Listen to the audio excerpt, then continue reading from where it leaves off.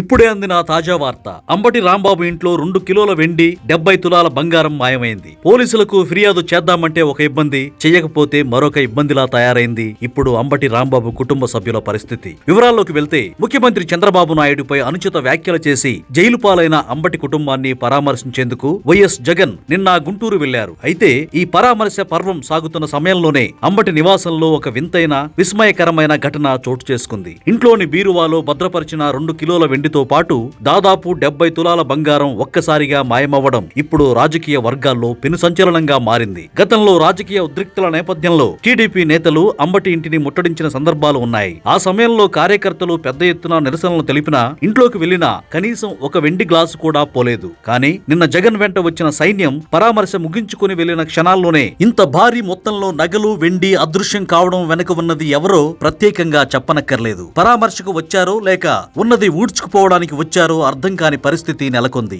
ఈ దొంగతనం విషయం బయటపడితే సొంత పార్టీ కార్యకర్తలే ఈ పని చేశారన్న వార్త ప్రజల్లోకి వెళ్తుందని, తద్వారా పార్టీ పరువు గంగలో కలుస్తుందని అంబటి కుటుంబం ఆందోళన చెందుతున్నట్లు తెలుస్తోంది. అందుకే ఈ భారీ చోరీపై పోలీసులకు ఫిర్యాదు చేయకుండా, బయట ప్రపంచానికి తెలియకుండా అత్యంత రహస్యంగా ఉంచేందుకు ప్రయత్నిస్తున్నారు. ఇప్పుడే కాదు, గతంలో కూడా జగన్ మిర్చి రైతులను పరామర్శించడానికి వెళ్లినప్పుడు మిర్చి టిక్కీలు కొట్టేశారు. పత్తి, పొగాకు రైతులను పరామర్శించినప్పుడు బస్తాల మీదకి ఎక్కి వాటిని నాశనం చేశారు. ఏదేమైనప్పటికీ బీరు, బిర్యానీ ఆశ చూపి జనాన్ని తరలిస్తే ఇలాంటి వింత పరిస్థితులే వస్తాయని, స్వచ్ఛందంగా వచ్చే కార్యకర్తలకు కేవలం పేమెంట్లు ఇస్తే వచ్చే వారికి మధ్య ఉన్న తేడా ఇదేనని సొంత పార్టీ శ్రేణులే చెవులు కొరుక్కుంటున్నాయి. సాక్షాత్తు జగన్ పరామర్శకు వచ్చిన చోట కూడా ఇలాంటి ఘరానా దొంగతనం జరగడం చూస్తుంటే ఆ పార్టీ నేతలకు బయటకు చెప్పుకోలేక లోపల నవ్వాలో ఏడవాలో తెలియని ఒక విచిత్ర పరిస్థితి నెలకొంది.